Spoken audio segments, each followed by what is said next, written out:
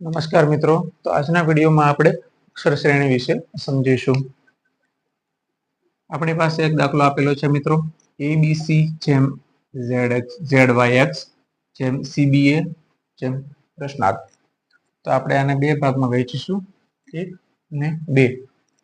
તો અહીંયા આપણે જોઈએ ABC જ્યાં ZYX.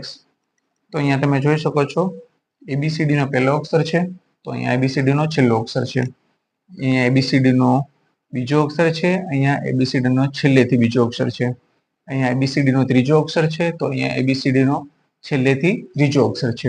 તો આપણે સેમ અક્ષર શ્રેણી અહીંયા આપણે લાગુ કરવાની છે.